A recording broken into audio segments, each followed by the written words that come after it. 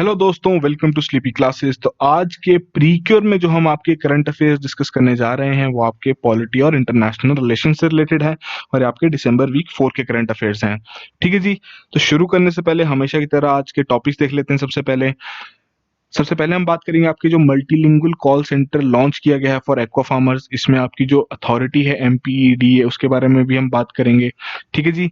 Second हम बात करेंगे जो आपका सेंट्रल इंफॉर्मेशन कमीशन, उन्होंने एक ऑर्डर निकाला था रिलेटेड टू इलेक्टोरल बॉन्ड्स। तो उस ऑर्डर को उन्होंने रिवर्स कर लिया है, तो इसके बारे में हम देखेंगे क्या ये ऑर्डर था, क्या इसका रीजन था जिसके चलते इसे रिवर्स किया गया। ठीक है जी। थर्ड हम बात करेंगे जो लेबर मिनिस्ट्री ने नोटिफाई की हैं कुछ provisions regarding the advisory board for wages code, तो इसके बारे में भी हम थोड़ी बहुत डिस्कशन करेंगे। सेकंड लास्ट टॉपिक में हम बात करेंगे जो आपके झारखंड की राज्य सरकार है, उन्होंने लॉन्च किया है साइबर क्राइम प्रिवेंशन स्कीम, थोड़ी बहुत डिटेल्स इसके बारे में देखेंगे। और लास्ट टॉपिक है हमारा आज का आईआर से रिलेटेड कि जो बांग्लादेश है वो ज्वाइन करना चाहता है ट्राइलेटरल हाईवे, जो कि आपका आईएमटी हाईवे भी कहा जाता है, इंडिया म्यांमार थाईलैंड हाईवे। ठीक है जी। तो थोड़ी बहुत डिटेल्स इसके बारे में भी देखेंगे। तो आज के सिंपल से ये 5 टॉपिक्स हैं। तो आइए शुरू करते हैं पहले टॉपिक के साथ। तो यहाँ बात हो रही है जो आपकी marine products export development authority है एमपीईडीए, उन्होंने लॉन्च किया है एक multilingual call centre for aqua farmers in Andhra Pradesh. ठीक है जी। बेसिक सा ऑब्जेक्टिव यही है कि जो टेक्निकल इश्यूज हैं उन्हें एड्रेस किया जा सके और बेटर एफिशिएंट फार्मिंग मेथड्स के बारे में उन्हें नॉलेज प्रोवाइड की जा सके by the domain experts. Marine exports related facts देख लें तो इंडिया ने प्रोड्यूस किए हैं आपके 7,47,111 ton of shrimps last year, जिसमें से आपके 6% सिर्फ आपके आंध्र प्रदेश से ही आए हैं। ठीक है जी। सो इस कॉल सेंटर के चलते जितने भी आपके एक्वा फार्मर्स हैं आंध्र प्रदेश में, वो एडवाइस सीख कर सकते हैं फ्रॉम द एक्सपीरियंस्ड एक्सपर्ट्स, जो कि उनके कंसर्न्स को एड्रेस करेंगे और उन्हें बेस्ट मैनेजमेंट प्रैक्टिसेस के बारे में बताएंगे, जिसके चलते जो उनकी प्रोडक्शन है उसे बूस्ट मिले और जो क्वालिटी है उनके प्रोड्यूस की उसे भी और ज्यादा बढ़ावा मिले। ठीक है जी। तो एमपीईडीए के बारे में बात कर लेते हैं आपसे। यहाँ से भी डायरेक्टली क्वेश्चन पूछा जा सकता है। ये आपकी अथॉरिटी है जिसकी स्थापना की गई थी by an act of parliament during 1972। ठीक है जी। इससे पहले आपकी marine products export promotion council थी जिसकी स्थापना की गई थी भारत सरकार द्वारा इन सितंबर 1961, जिसे बाद में कन्वर्ज कर दिया गया इस अथॉरिटी के साथ ऑन 24 अगस्त ऑफ 1972। सिंपल सा मैंडेट है कि जो मरीन प्रोडक्ट्स इंडस्ट्री है उसे प्रमोट करना है with special reference to the exports from the country. So जिस एक्ट के आधार पर इसकी स्थापना की गई थी वो एम्पावर करता है इस अथॉरिटी को कि वो जितने भी आपके एक्सपोर्ट्स हैं मरीन प्रोडक्ट्स के उन्हें रेगुलेट कर सकते हैं, जितने भी उन्हें नेसेसरी मेजर्स लगते हैं जो उन्हें लेने चाहिए for ensuring sustained quality sea food exports from the country, तो वो ये सारे मेजर्स भी ले सकते हैं। ठीक है जी। तो ये पावर प्रोवाइड की गई है इस अथॉरिटी को। साथ के साथ इस अथॉरिटी को आपकी ये पावर दी गई है कि अगर कोई भी उन्हें ऐसा मैटर लगता है जो कि बाद में आ सकता है for protecting and augmenting sea food export from the country, तो उससे रिलेटेड भी वो एक्शंस ले सकते हैं। ठीक है जी। और इसमें क्या क्या इनके पास पावर्स हैं, तो पहली बात जितने भी आपके मरीन प्रोडक्ट्स हैं उनकी इंस्पेक्शन कर सकते हैं, उनके रॉ मटेरियल्स की इंस्पेक्शन कर सकते हैं, क्या उसके फिक्सिंग स्टैंडर्ड्स हैं, स्पेसिफिकेशंस हैं, साथ साथ ट्रेनिंग भी प्रोवाइड कर सकते हैं ताकि जो प्रोडक्शन है उसको और ज्यादा बूस्ट मिले। मतलब जितना भी आपका एक्सपोर्ट होना है, मरीन एक्सपोर्ट होना है, उसमें आपकी जितने भी नेसेसरी स्टेप्स हैं या जितनी भी नेसेसरी इंस्पेक्शंस हैं, उन सभी की पावर्स इस अथॉरिटी के पास है। मेजर फंक्शंस के बारे में बात कर लें कि जितने भी आपकी इंफ्रास्ट्रक्चर फैसिलिटीज हैं उनकी रजिस्ट्रेशन करना for sea food export trade, फिर आपकी collection and dissemination of trade information, काफी इंपॉर्टेंट है ये भी, promotion of Indian marine products in overseas market, ताकि जो हमारा एक्सपोर्ट पोटेंशियल है उसे और ज्यादा बढ़ावा मिले।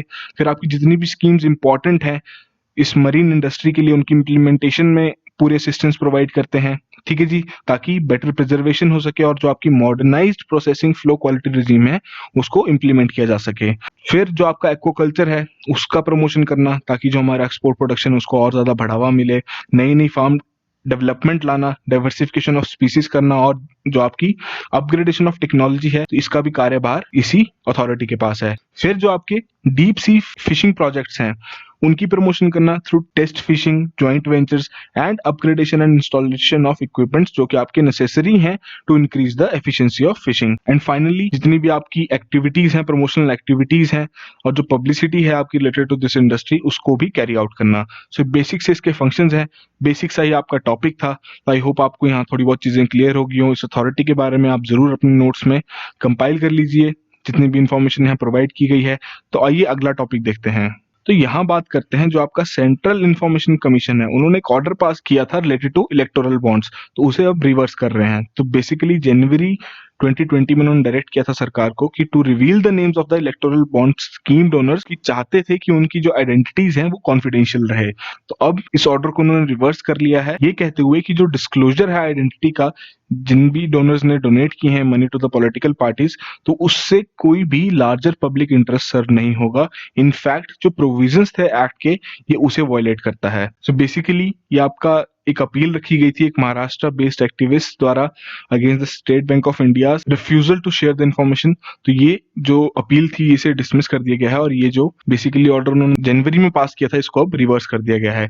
तो जो आरटीआई एप्लीकेंट है उन्हें डिटेल्स चाहिए थी जितने भी आपके डोनर्स थे उनसे related from the SBI CPIO in June 2018, और उन्होंने अपील की थी to the bank first appellate authority. ठीक है जी, जब उन्हें बैंक के द्वारा कोई रिप्लाई नहीं मिला तो उन्होंने वहां अपनी एप्लीकेशन डाली थी। हाउएवर जो आपकी ये अथॉरिटी है, इन्होंने भी रूल किया गया था कि इस तरीके की जितनी भी आपकी इन्फॉर्मेशन है रिलेटेड टू इलेक्टोरल बॉन्ड्स या किसने कितना पैसा डोनेट किया है, वो ये द्वारा रिलीज नहीं की जा सकती इन फिड्यूशियरी कैपेसिटी। जितने भी आपके ये डोनर्स के नाम है वो भी रिवील नहीं किए जा सकते, क्योंकि आपके वो थर्ड पार्टी इन्फॉर्मेशन के ब्रैकेट में आते हैं।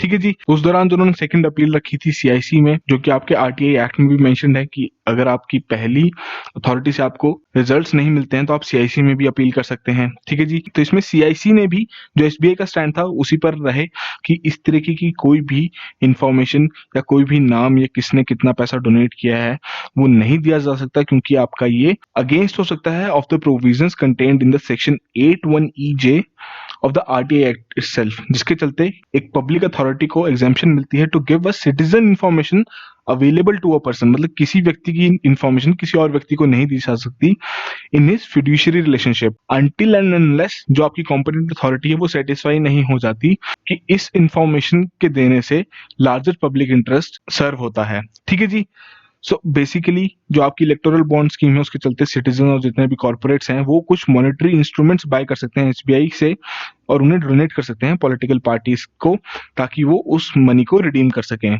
इसी के चलते काफी सिटीजन ग्रुप्स हैं जो कि आर्ग्यू कर रहे हैं कि in the interest of transparency ये जितनी भी आइडेंटिटी है इन डोनर्स की जो कि पैसा डोनेट कर रहे हैं टू द पॉलिटिकल पार्टीज, इनकी आइडेंटिटी डिस्क्लोज होनी चाहिए। ठीक है जी, इलेक्टोरल बॉन्ड स्कीम के बारे में बात करें, तरीके का कोई इंटरेस्ट फ्री बैंकिंग इंस्ट्रूमेंट है। एलिजिबिलिटी बेसिकली इसमें आपका सिटीजन ऑफ इंडिया या फिर कोई भी बॉडी जो कि आपके इंडिया में इनकॉर्पोरेटेड है वो डोनेट कर सकती है on fulfilment of all the extent KYC norms. ठीक है जी, और जो उनकी पेमेंट है वो किसी बैंक अकाउंट से ही होगी। तो ये जो मनी इंस्ट्रूमेंट्स इनका जो शेल्फ लाइफ है सिर्फ 15 दिन का है, मतलब 15 दिन के अंदर अंदर ही पॉलिटिकल पार्टीज को ये रिडीम भी करने हैं। और इसमें आपका पीरियड ऑफ परचेज भी मेंशन है कि आपके अवेलेबल रहेंगे परचेज के लिए for the period of 10 days in each of the months of January, April, July and October. ठीक है जी, जो कि सरकार द्वारा मेंशन किए गए हैं। तो इसमें जो आपके वैल्यू मेंशन्ड है 1000 रुपए के आप इंस्ट्रूमेंट ले सकते हैं, 10,000, 1 लाख, 10 लाख या 1 करोड़, और ये सभी आपकी जितनी भी एसबीआई की स्पेसिफाइड ब्रांचेज हैं वहां पर ये अवेलेबल हैं। ठीक है जी, सो बेसिक सी डिटेल्स थी आपकी इलेक्टोरल बॉन्ड स्कीम से रिलेटेड। आई होप आपने टॉपिक अच्छे से कवर किया हो। सीआईसी के बारे में बात कर लें तो आपका जो सेंट्रल इन्फॉर्मेशन कमीशन है इसकी स्थापना की गई थी under the right to information act of 2005, और उसकी जो जुरिसडिक्शन है कमीशन की वो आपकी एक्सटेंड करती है to all the central public authorities, और इसकी जो पावर्स और फंक्शंस हैं वो आपके आरटीआई एक्ट 2005 के कुछ सेक्शंस में मेंशन्ड है, जैसे कि 18, 19, 20 और 25। ब्रॉडली के बारे में डिस्कस करें क्या इनके पावर्स और फंक्शंस हैं, तो basically they relate to the adjudication in the second appeal for giving information, direction for record keeping, suo motu disclosures, receiving and inquiring into a complaint on inability to file RTI, imposition of penalties, monitoring and reporting including preparation of annual report। ठीक है जी, तो सब basically इनके functions हैं। Commission की जो आपके decisions रहेंगे वो आपके फाइनल होंगे और वो बाइंडिंग होंगे, तो ये काफी इंपॉर्टेंट फैक्ट है आपके लिए प्री पॉइंट ऑफ व्यू से। ठीक है जी, सो बेसिक डिटेल्स थी आपकी इस टॉपिक से रिलेटेड। यहाँ पर हमने इलेक्टोरल बॉन्ड स्कीम्स के बारे में थोड़ी बहुत डिस्कशन कर ली, आपकी सीआईसी के बारे में भी बात कर ली। तो आइए आज का अगला टॉपिक देखते हैं। तो यहाँ बात हो रही है आपकी जो लेबर मिनिस्ट्री है उन्होंने नोटिफाई किए हैं कुछ provisions related to the constitution of an advisory board for the code of wages 2019। तो जो आपका कोड ऑफ वेजेस है ये आपके उन 4 लेबर एक्ट्स में से हैं जो कि आपके नेक्स्ट ईयर इंप्लीमेंट किए जाएंगे फ्रॉम अप्रैल 1। ठीक है जी, तो ये जो आपके 4 कोड्स हैं बेसिकली जितने भी आपके सेंट्रल लॉज हैं उन्हें सबको सबस्यूम कर देगा, और बेसिक ऑब्जेक्टिव इसका यही है कि जो बूस्ट मिले for ease of doing business in India. ठीक है जी, मतलब सिंप्लीफाई कर देगा सभी रूल्स एंड रेगुलेशंस को। सो जो लेटेस्ट नोटिफिकेशन आई है वो आपकी कवर करती है 5 सबसेक्शंस को of section 42, to from section 67 and 69। Section 42 के बारे में बात करें तो बेसिकली आपको प्रिस्क्राइब करता है the mechanism for an advisory board. इसके आधार पर सेंट्रल गवर्नमेंट आपका एक सेंट्रल एडवाइजरी बोर्ड कॉन्स्टिट्यूट करेगी। उसके मेंबर्स के बारे में भी बताया गया है कि इसमें बेसिकली आपके कुछ व्यक्ति होंगे जो कि नॉमिनेट किए जाएंगे by the central government representing employers and employees, independent persons, और इसमें आपके 5 रिप्रेजेंटेटिव्स होंगे कुछ स्टेट गवर्नमेंट्स के जो कि आपके सेंट्रल गवर्नमेंट द्वारा ही नॉमिनेट किए जाएंगे। तो इसमें आपकी जो 1/3 मेंबर्स होंगे इस बोर्ड के वो आपकी विमेन होंगी और एक मेंबर आपका अपॉइंट किया जाएगा केंद्र सरकार द्वारा जो कि इसके चेयरपर्सन की तरह एक्ट करेंगे for a fix period of time. ठीक है जी। इस बोर्ड की ड्यूटीज के बारे में बात करें तो जो आपका सेंट्रल एडवाइजरी बोर्ड होगा टाइम टू टाइम ये एडवाइस करेगा केंद्रीय सरकार को on issues relating to fixation और revision of minimum wages and other related matters. साथ के साथ ये आपके कुछ वेज भी सजेस्ट करेगा जिसके चलते जो एम्प्लॉयमेंट अपॉर्चुनिटीज है उन्हें इंक्रीज किया जा सके विमेन के लिए। और जो आपका ये सेंट्रल एडवाइजरी बोर्ड है ये रेगुलेट करेगा अपने procedures including those of committees and सब कमिटीज।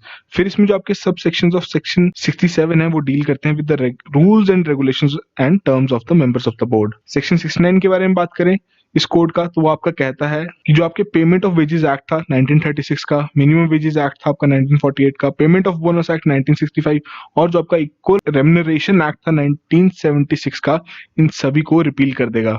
ठीक है जी। सो इसी साल जुलाई में केंद्र सरकार ने रिलीज किया था इसका draft of rules for the code और इसमें काफी खास प्रोविजन था जिसके चलते उन्होंने मिनिमम वेजेस को फिक्स करने की बात की थी। तो इस ड्राफ्ट के आधार पर जो आपकी कैलकुलेशन की जाएगी minimum rate of wages on a daily basis उसमें आपके 6 क्राइटेरियाज यूज किए जाएंगे। सबसे पहली बात जो आपका स्टैंडर्ड फैमिली ऑफ 4 है। ठीक है जी। Self spouse and 2 children, net intake of 2700 calories per day per consumption unit, 66 metre of cloth per year per standard working class family. जो आपका हाउसिंग रेंट एक्सपेंडिचर होगा वो आपका 10% होगा इन दोनों के। ठीक है जी। फिर इसमें फ्यूल भी ऐड किया जाएगा, फिर इसमें इलेक्ट्रिसिटी का ही फैक्टर देखा जाएगा।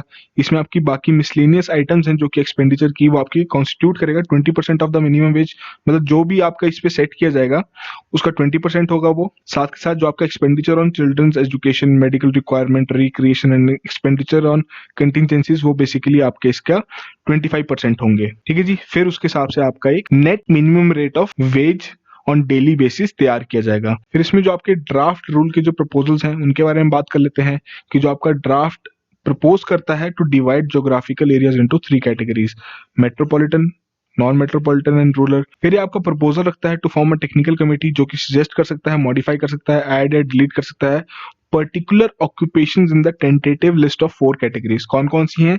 Unskilled, semi skilled, skilled and highly skilled. इसमें अनस्किल्ड कैटेगरी है उसमें इन्होंने 133 ऑक्यूपेशंस रखी हैं जैसे कि आपका लोडर अनलोडर हो गया, ऑफिस बॉय हो गया, क्लीनर, ये सभी आपका अनस्किल्ड कैटेगरी में आता है। ठीक है जी। फिर इसमें जो आपकी सेमी स्किल्ड है उन्होंने 127 टाइप्स ऑफ ऑक्यूपेशंस रखी हैं जो कि आपको इंक्लूड करता है जैसे कि आपका कुक हो गया, ठीक है जी, धोबी, जमादार, ये सब चीजें आपकी इसमें इंक्लूड होती हैं। फिर जो आपकी इसमें स्किल्ड कैटेगरी है उसमें आपकी 320 टाइप्स ऑफ ऑक्यूपेशंस हैं जैसे कि आपके मुंशी हो गए, टाइपिस्ट हो गए, librarian, Hindi translator, data entry operator. फिर इसमें जो आपका हाईली स्किल्ड कैटेगरी है उसमें आपकी 111 टाइप्स ऑफ ऑक्यूपेशन है including armed security guards, head mechanics, compounder and black Smith. ठीक है जी। सो बेसिक सी डिटेल्स थी आपकी इस टॉपिक से रिलेटेड। तो जो हमने आपके 6 क्राइटेरिया डिस्कस किए वो काफी इंपॉर्टेंट है आपके एग्जाम पॉइंट ऑफ व्यू से, उनको अपने नोट्स में जरूर कंपाइल कर लीजिए। ठीक है जी। तो आइए आज का अगला टॉपिक देखते हैं। तो यहाँ बात हो रही है आपके कि झारखंड की जो राज्य सरकार ने रिसेंटली ही लॉन्च किया है एक साइबर क्राइम प्रिवेंशन स्कीम।